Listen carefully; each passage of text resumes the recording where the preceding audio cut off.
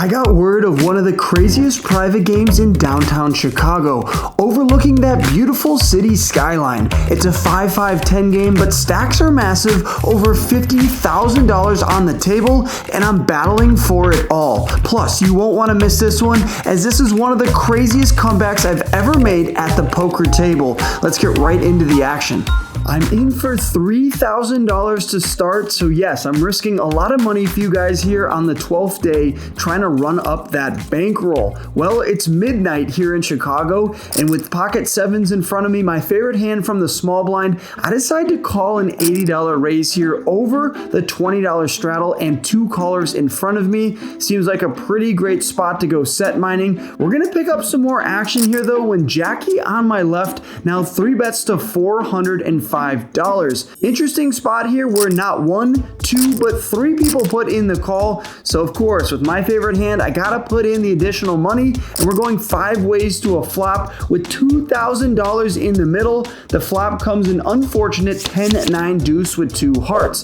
I check, Jackie jams for $2,100, and we see 2 other people put more money in the middle. When the action folds back around to me, of course, I muck my cards, but Easton on my right had the Queen 8 of hearts, so an interesting fold there by him. Let's see if it pays off. When it's all said and done, we witness an $11,000 pot in the very first hand of the night. Jackie's gonna take this one down with pocket jacks, beating a mystery hand and ace-6 of hearts. So a great fold there by seat 1 Eason.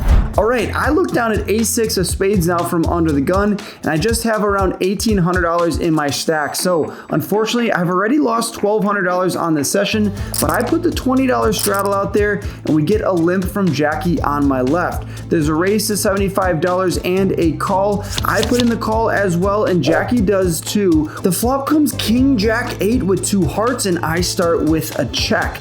The action checks through though, bringing in the turn card, which comes a juicy deuce of hearts. Now, when everyone checks through on the flop, I don't think that's gonna happen if they have 2 hearts in their hand. So I think this could be a good spot for me to put money in the middle and represent the flush, but we'll have to wait to see what the action is on the turn. Jackie fires out for $75, and there's a call. Now, if we think about Jackie's bet size compared to the size of the pot, there's $320 in the middle, and he bet out for $75. It's just really, really small. So I'm gonna target this small bet, which I think is weakness, and raise it up to $300. Of course, Jackie's a good player. He could easily have a flush here and is just going for a small sizing because he doesn't want anyone to fold. But I went with my read. I raised it up to $300, and maybe my read is wrong because Jackie puts in the call, but we lose our 3-way. So off to a river we go, which comes at 10 of spades. Shouldn't change too much unless Jackie had a hand like ace queen or queen 9, maybe jack 10 or king jack as well, but I'm either putting him on a flush or nothing, and I'm telling the story that I have a flush, so I decided to rip my entire stack in the middle here, you guys. Yes, $3,000 of your guys' money essentially is on the line right now, and he snap folds.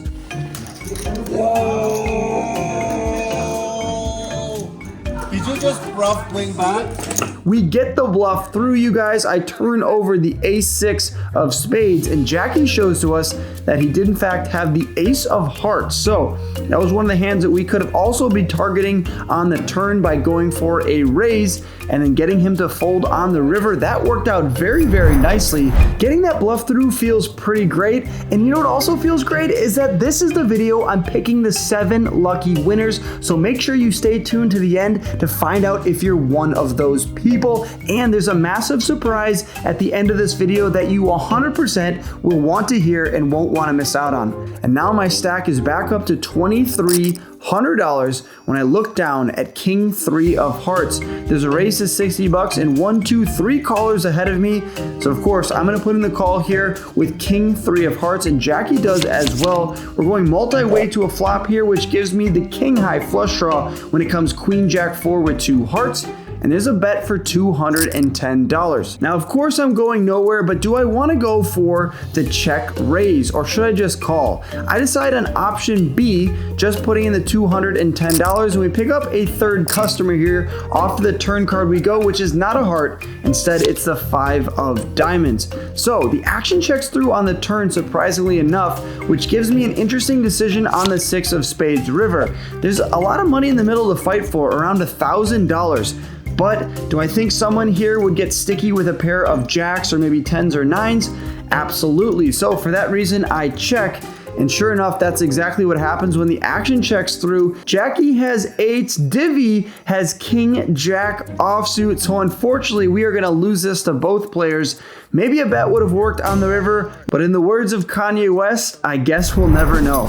We then see an insane spot here where plaques get put in the middle. A massive pot has brewed between aces and kings. They run it twice. And look at that, there's a king on the top board and on the turn on the bottom board. So imagine getting it in bad 80-20 here with kings and then just binking both boards for a massive 10K pot. That's brutal. Hopefully I avoid those kind of coolers for the rest of the night.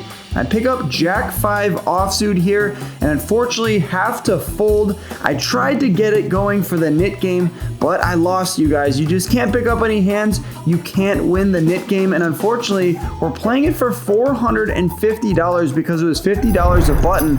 So my chip stack is taking a nice size hit here, and now we're down to $1,300 in my stack. So not a great spot to be in. I'm really embarrassed to report this to you guys because I'm stuck $1,700 and I'm debating rebuying. But when the table limps around for $10, I decide to complete.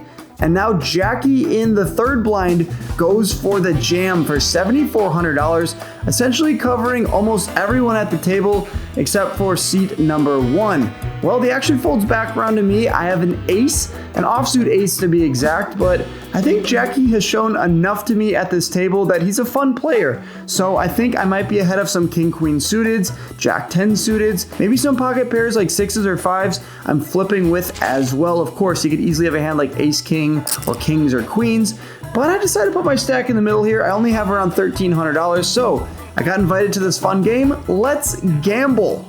But we're not gambling because Jackie immediately turns over the bad news. Pocket kings, the cowboys, and I turn over the ace of diamonds, letting him know that I at least have one overcard here.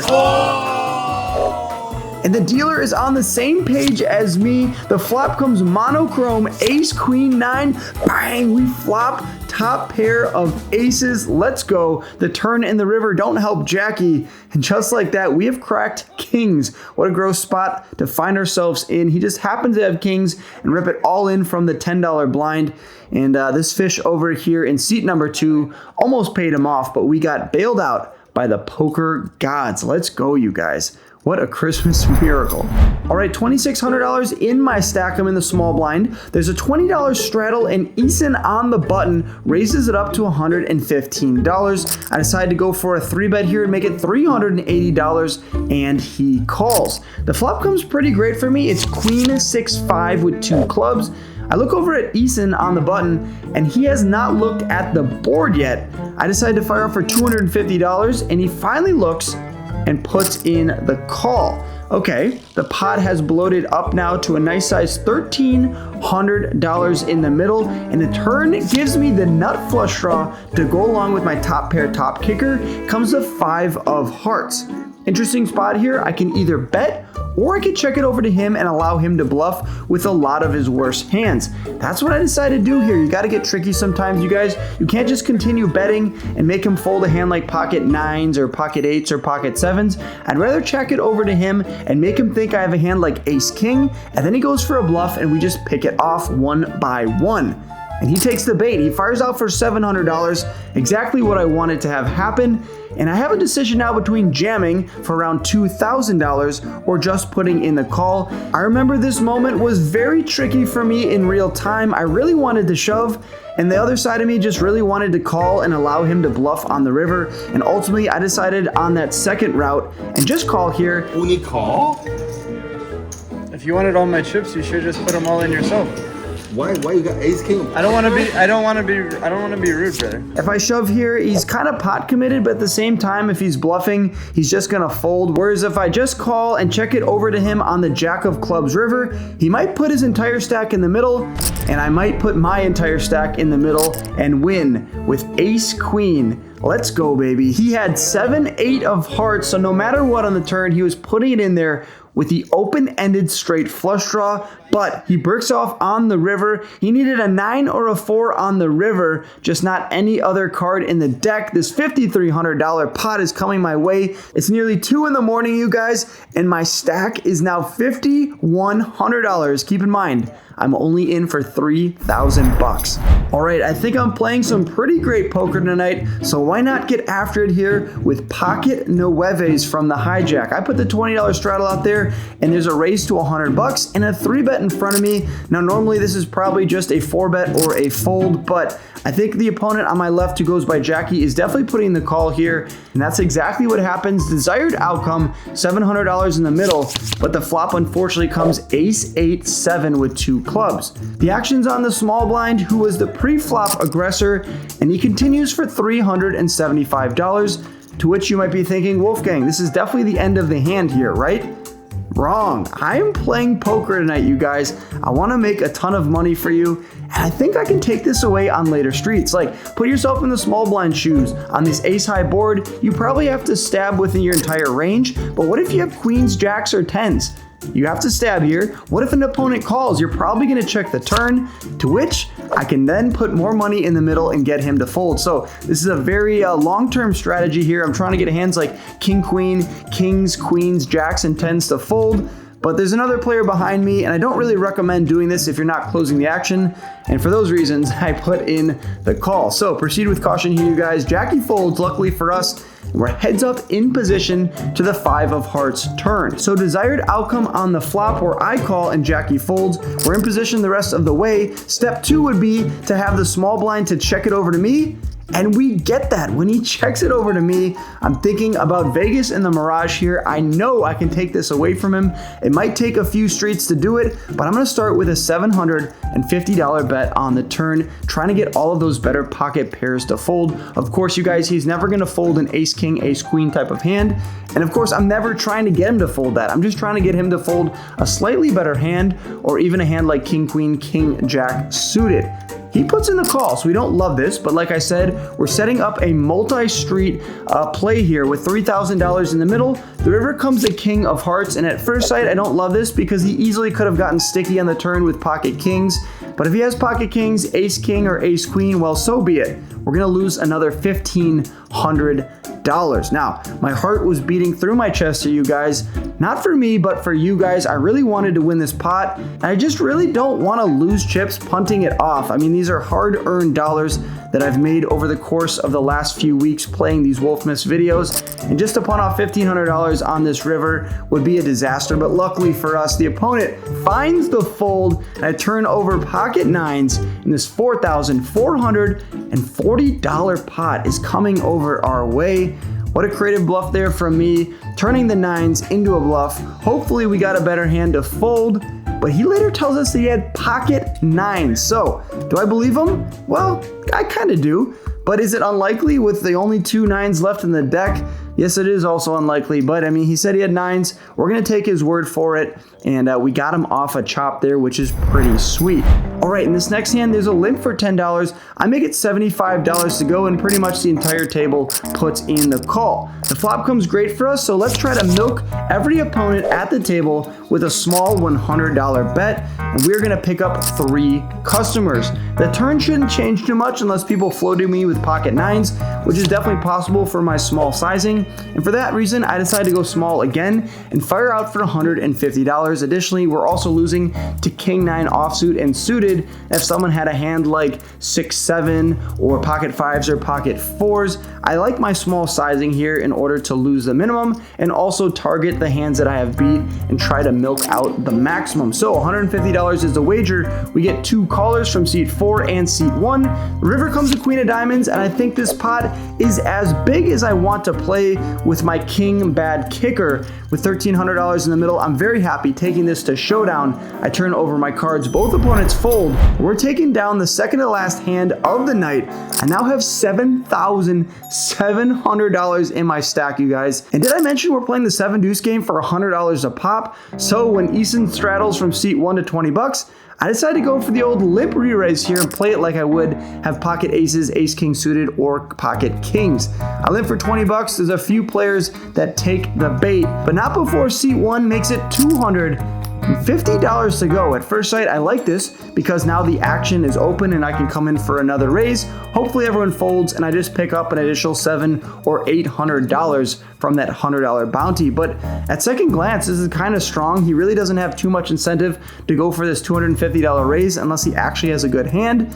But 7 deuce, I haven't played it yet for the vlog and with a bounty out there. I want to end this series with a bang and get this bluff through, turn it over, collect the bounty, and cash out. So I make it $700 to go. I think this is a great sizing because it tells him I have a very good hand, especially when I limp re-raise. That's kind of strength all day long. But I also don't need to go too large for that reason in case he wants to come in for a 4-bet, which unfortunately he does. He makes it $1,500, and the joke is up here. I just can't continue. I'm not going to punt off another $800 of your guys' money, so I fold my cards. I turn them over one by one, and expecting to see a very good hand from him if he even wants to show, and he does. He wants to show. He turns over an ace, followed by an 8 of spades. He had ace-8 suited. What a creative 4-bet there from Eason, and it just shows you what kind of a game this was tonight. It was very splashy, very action. My entire chip stack was in play in every single hand, and I hope you guys can appreciate me laying it on the line for you guys tonight. And that's going to wrap up this last hand from the last episode of Wolfmas. I got in for $3,000, out for 7,180 bucks for a profit of over $4,000, bringing the 12-day total to 16,728 bucks. And now let's get into picking the winners. All right, you guys, we made it to the end of the 12 days of Wolfmas. This is the best part, picking out the 7 winners. But Lucas, we have a surprise this year, don't we? I think we do, Alex. I think we do. Well, thanks to the generosity of Randy 3Coin, who put up $5,000 as this year's Christmas gift to you guys, I ended up winning also an additional like 11.7K, bringing the total to 16,728.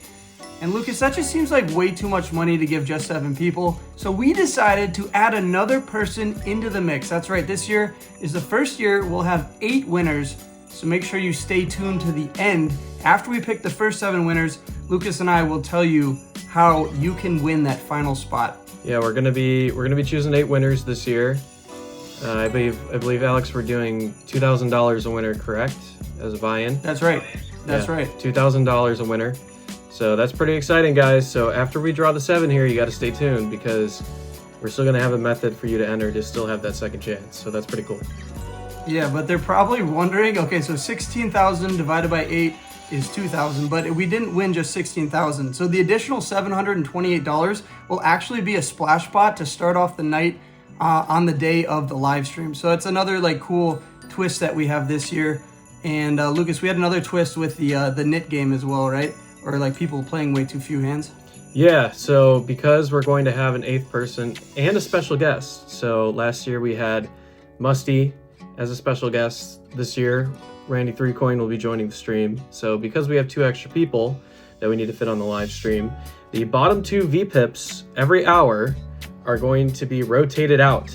So it adds a little bit of incentive to bring the action. Yeah, so that's gonna be a super cool live stream when that happens, probably in February around the Super Bowl, so stay tuned for that. But I think without further ado, we made them wait way too long. Let's pick the 7 winners and then stay tuned to the end to see how you can be the 8th and final winner this year. All right, guys, so you see that 25,675 comments have been synced. So we got it all in the database right here. What you're looking at, I coded a program this year that's going to automate all this for us, so it should be a lot easier. It takes the entire spreadsheet of the form that you guys filled out, imports it all into this program, figures out who's eligible. It's split into 3 sections: common entries, club WPT entries, and merch entries. We're going to verify that all right here, and fittingly, aptly, it's a slot machine lever that you pull to choose the winner. Gamble. Gamble. Let's do it, brother. I'm as nervous as you guys are probably right now. All right. This is also good content. I want really fun people.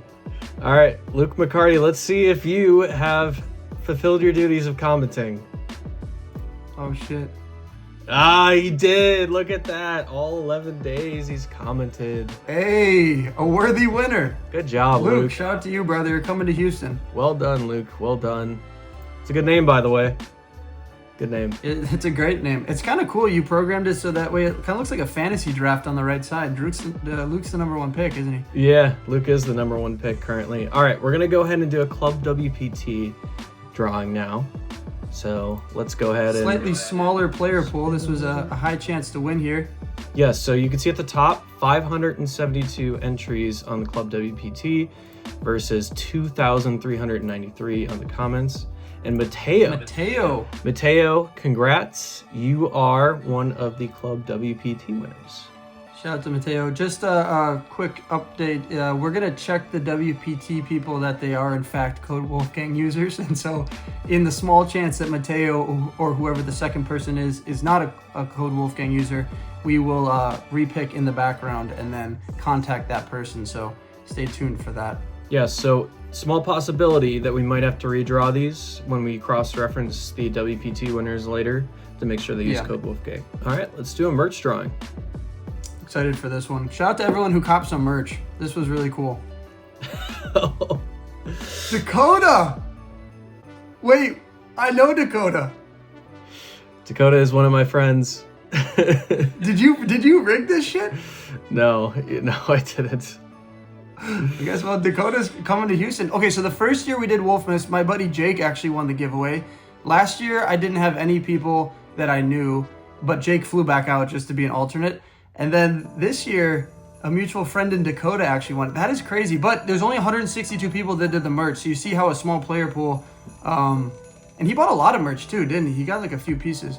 Yeah, I can confirm Dakota is a merch buyer, as I know him personally. So it's just awkward because we know Dakota. Like, I've played with him in a Chicago home game before, and he was in Lucas's wedding. So, but he bought merch. You guys should have bought merch. Don't be mad about it. You know? It's actually funny because he always texts me. He's like, "Dude, just pick me. Just pick me." I'm like, "No, man, that ruins the integrity of the giveaway. You got to win fair and square." And sure enough, he won. I can't believe that. I'm glad though that he won the most expensive way to sign up, right? Which is the merch and not like the comment one. He did. Because the comment one is like where the most amount of people are probably participating in.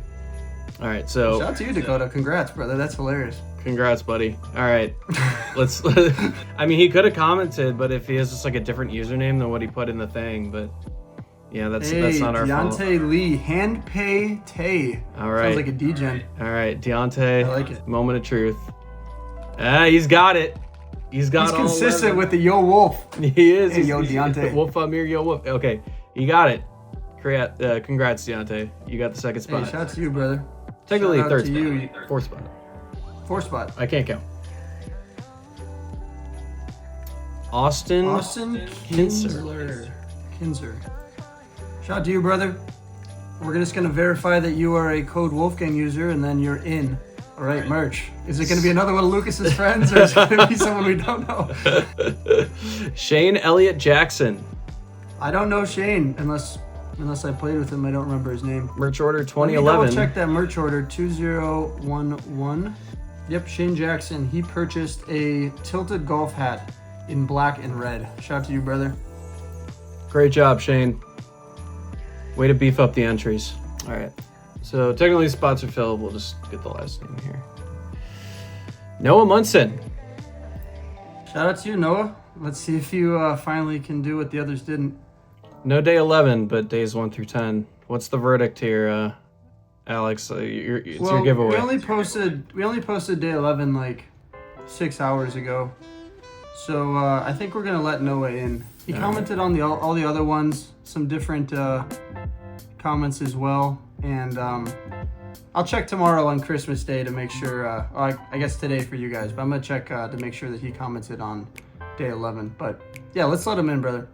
Cool. All right, so that is our 7 winners. And then Alex, if you want to tell people how they can still have a chance to enter for our 8th winner. Yeah, okay, so 7 winners. Congrats to you guys. You'll be flown out to Houston, hotel stay. I'm gonna give you $2,000 in chips, champions chips, and then Lucas and myself will be battling alongside you guys. We also got Randy, and now we got this 8th winner that's gonna be on the bench to start for the first hour and then come in to replace the lowest VPIPs. And so if you wanna be the 8th winner, I have an Instagram page. It's called Wolfgang Poker. All you have to do is just go over there right now. I just posted a post, and all you have to do is check what the information is there. So basically what I need you to do is just repost it to your story, tag some friends, and make sure that you follow myself and Randy 3coin because he gave away $5,000. So of course, got to show him some love as well. But all the information will be on that Instagram post. So go over there right now after watching this. You don't have to have commented on anything, signed up for Club WPT Gold, or bought any merch. All you have to do is just follow the instructions on the Instagram post. And within 24 hours, Lucas and myself will be picking one additional winner. I'll be DMing you on Instagram for my verified page so you know it's not a scam. And congrats to you. You will be the final winner of this season's 2025 12 Days of Wolfmas. What a grind it's been, Lucas. Huge shout out to you as always, you know, sacrificing time with your family to edit these videos and all that stuff. And, you know, I've been grinding, playing poker, doing audios amidst the massive WPT tournament. I was playing a 10K tournament and then doing audios and uploading footage and playing private games at the Venetian at the Win, for you guys to make these videos. So it's a huge feat, but I just want to say thank you to Lucas again for all the hard work. Yeah, and thank you all to the viewers as well. Obviously, your support means so much. We can't do this without you guys. So thank you for watching the videos and supporting the channel. That's what I do, That's why Alex does what he does. So we appreciate it a lot. And hopefully, at this year's Wolfmas, I don't get rinsed for like $4 or $5 grand. Yeah, Lucas had some really bad card distribution. I took a bath. He ran some incredible bluffs that should have worked, and we just had some crazy players on the table. Like Yana last year was super fun to play with, but she put Lucas in a lot of tough spots. So I'm hoping the winners this year are equally as fun. Last year was a blast. If you guys haven't seen that video, I'll tell Lucas to put it up on the screen at the end of this. Make sure you go to Instagram and do the giveaway first, but then come back and watch how much fun last year's winners had. I mean, we went to karaoke. We took them to an underground bot game. We had pho, we had some dinners, we took some to a cold plunge. I mean, it was just more than just poker. It was a really cool event, and some people have never even left the country, and then they ended up in Houston with Wolfgang Inc., doing crazy stuff. But I also wanted to say, like, this was one of the best years of my life. I mean, I don't want to speak for Lucas, but obviously the deep run in Triton, and then a lot of really cool videos that went viral. We had, I know Lucas is very proud of it as well. Our vlog from that Triton deep run, is approaching 2 million views, which is just an incredible feat. And it wouldn't be possible without you guys watching the videos and supporting and just being a part of it. So thank you so much. It's been a great 2025, and I hope that you guys have enjoyed the videos as much as we have had making them. 2026, we've got a lot of cool things in the works. It's going to be even better. Back to our regular scheduled programming of shorts, vlogs. We got the college game day videos coming out. We got the Canada road trip video coming out, and then the WPT videos as well. So a lot of cool things to look forward to. So make sure, if you haven't already, hit that subscribe button. We'll see you guys later. Thanks for watching, and make sure you stay tuned for that final 8th winner. Go enter. Bye.